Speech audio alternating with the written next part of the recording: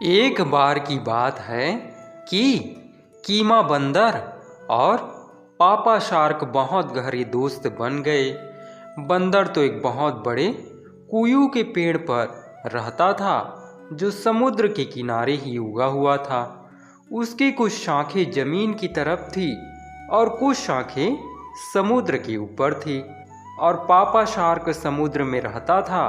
हर सुबह जब बंदर कुयू के पेड़ की गिरी का नाश्ता कर रहा होता तो पापा शार्क किनारे पर पेड़ के नीचे आता और आवाज़ लगाता, मुझे थोड़ी सी गिरी दो ना कीमा भाई। और बंदर उसके लिए कई सारी गिरी नीचे फेंक देता। यह सिलसिला कई महीनों तक चलता रहा कि एक दिन पापा शार्क ने बंदर से कहा, कीमा भाई, तुमने मेरे ऊपर बहुत मेहरबानियाँ की है। मैं चाहता हूँ कि एक दिन तुम मेरे घर चलो ताकि मैं तुम्हारी उन मेहरबानियों का कुछ बदला चुका सकूं। बंदर बोला, मैं तुम्हारे साथ कैसे जा सकता हूँ पापा शार्क, हम जमीन पर रहने वाले लोग हैं, पानी में नहीं जा सकते। शार्क बोला, तुम उसकी चिंता मत करो, मैं तुमको पानी में ले भी जाऊंगा और एक बूंद पानी भी तुमको नहीं छू पाएगा। बंदर बोला, तब ठीक है, चलो चलते हैं। सो पापा शार्क ने कीमा बंदर को अपनी पीठ पर बिठाया और नदी में तैर गया। जब वे लोग बीच पानी में पहुंच गए तो शार्क बोला, तुम मेरे दोस्त हो, इसलिए मैं तुमको सच सच बताता हूँ। बंदर यहाँ सुनकर आश्चर्य में पड़ गया और बोला, क्या बात है पापा शार्क, क्या बात है? वह क्या सच है जो तुम मुझे बताना चाहते हो? पापा शार्क बोला, सच तो यहाँ है बंदर भाई कि हमारा राजा बहुत बीमार है और हमारे डॉक्टर ने हमें बताया है कि उसकी दवा केवल बंदर के कलेजे से ही बन सकती है। कीमा बंदर एक पल सोच कर बोला, तुम तो बहुत ही बेवकूफ़ हो, तुमने यह बात मुझे चलने से पहले क्यों नहीं बताई? पापा शार्क ने पूछा, पर वहाँ क्यों? कीमा बंदर थोड़ी देर तो चुप रहा। उसने कोई जवाब नहीं दिया क्योंकि वह अपने बचाव का कोई तरीका सोच रहा था। कीमा बंदर को चुप देखकर पापा शार्क ने पूछा, अरे तुम बोलते क्यों नहीं? कीमा बंदर बोला, अब मैं क्या बोलूं, क्योंकि अब तो बहुत देर हो गई। पापा शार्क, अगर तुमने यह बात मुझे चलने से पहले बताई होती तो मैं अपना कलेजा अपने साथ लेकर आता। पापा शार्क ने आश्चर्य से पूछा, क्या मतलब? क्या तुम्हारा कलेजा तुम्हारे पास नहीं है? कीमा बंदर बोला, ओहो, तो तुम हमारे बारे में कुछ भी नहीं जानते क्या? हम बंदर लोग जब बाहर जाते हैं तो अपना कलेजा पेड़ पर ही छोड़ आते हैं और बिना कलेजे के ही इधर उधर घूमते रहते हैं। तुमको मेरा विश्वास नहीं हो रहा है? तुम समझ रहे हो कि मैं डर रहा हूँ? तो फिर चलो हम तुम्हारे घर ही चलते हैं। वहाँ तुम मुझे मार सकते हो और मेरा कलेजा ढूंढ सकते हो, पर वहाँ सब बेकार ही रहेगा क्योंकि वहाँ तो वहाँ है ही नहीं, तो वहाँ तुमको मिलेगा कहाँ से? बंदर शार्क का दोस्त था, सो शार्क को बंदर पर विश्वास हो गया। वहाँ बोला, अगर ऐसा है तो चलो फिर वापस तुम्हारे घर ही चलते हैं, तुम्हारा कलेजा लाने। कीमा बोला, नहीं नहीं, पहले अब हम तुम्हारे घर ही चलते हैं। लेकिन शार्क बोला, नहीं नहीं, पहले तुम्हारे घर चलते हैं तुम्हारा कलेजा लाने के लिए। आखिर बंदर ऊपर से अपने घर जाने के लिए अनमना मन दिखाते हुए अपने घर ही चलने को तैयार हो गया और शार्क बंदर के घर की तरफ वापस लौट पड़ा। शार्क के किनारे पहुंचते ही बंदर जमीन पर कूद गया और जल्दी से पेड़ पर चढ़ गया। वहाँ से वह बोला, शार्क पापा, मेरा इंतज़ार करो, मैं ज़रा अपना कलेजा ले लूँ, फिर चलते हैं। जब वहाँ पेड़ पर काफ़ी ऊंची टहनियों पर पहुँच गया तो वहाँ जाकर वहाँ चुपचाप शांति से बैठ गया। शार्क बेचारा काफ़ी देर तक इंतज़ार करता रहा, फिर बोला, कीमा भाई आओ चले। पर कीमा बंदर चुपचाप वहीं बैठा रहा।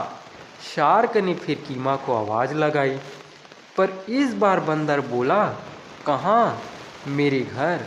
कीमा बंदर चिल्लाया, क्या तुम पागल हो? शार्क ने पूछा, क्यों? मैं पागल क्यों हूँ? बंदर बोला, क्या तुमने मुझे धोबी की गधी समझ रखा है?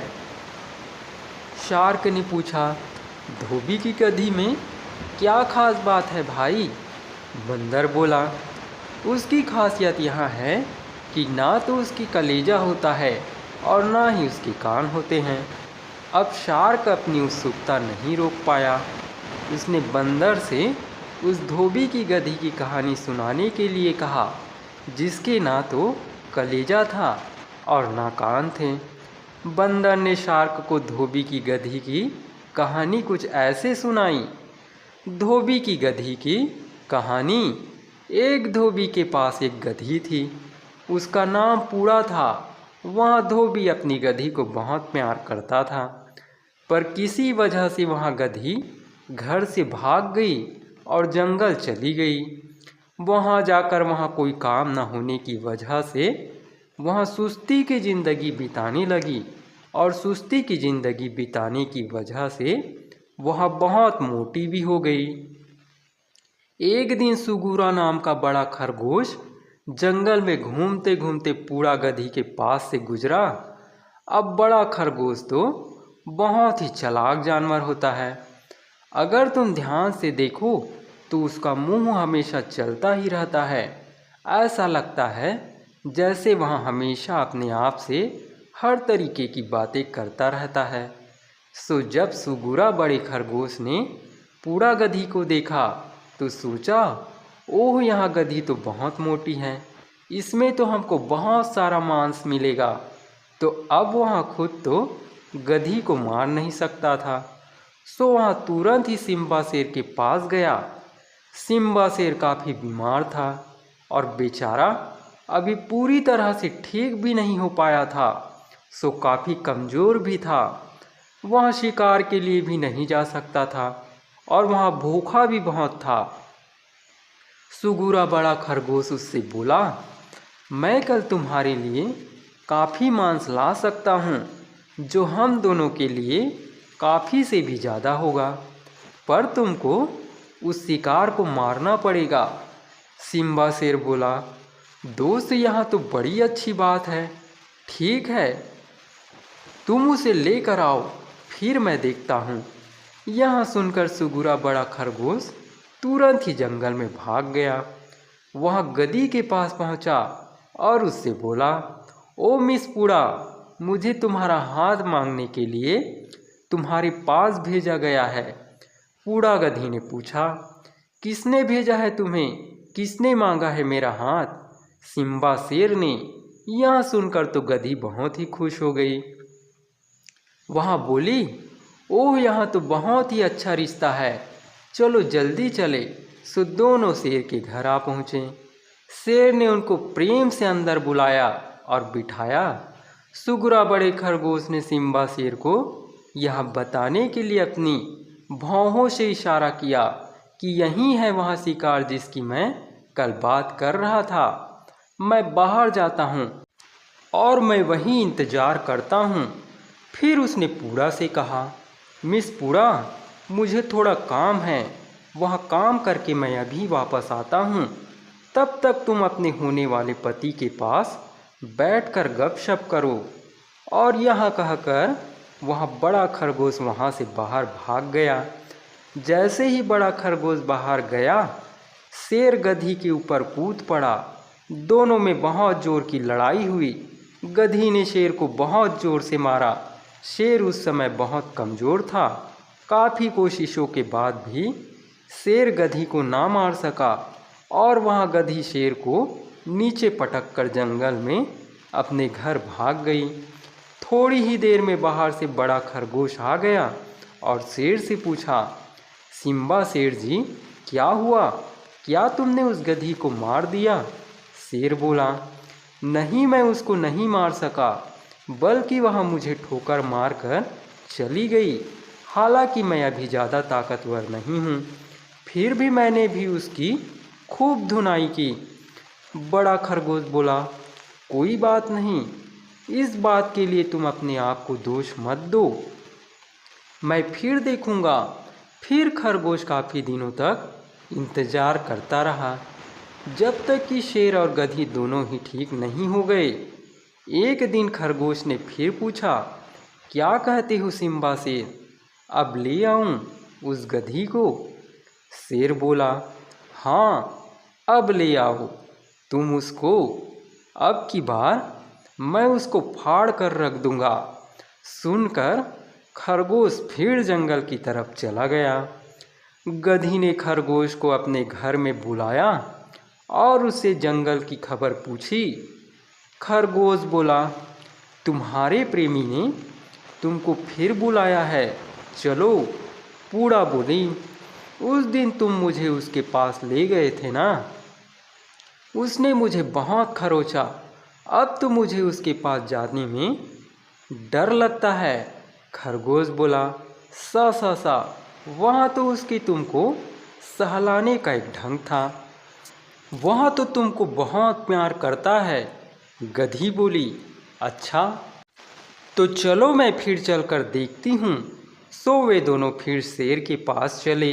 जैसे ही शेर ने उनको आते देखा तो वह गधी के ऊपर उछला और अब की बार उसने उस गधी के 2 टुकड़े कर दिए।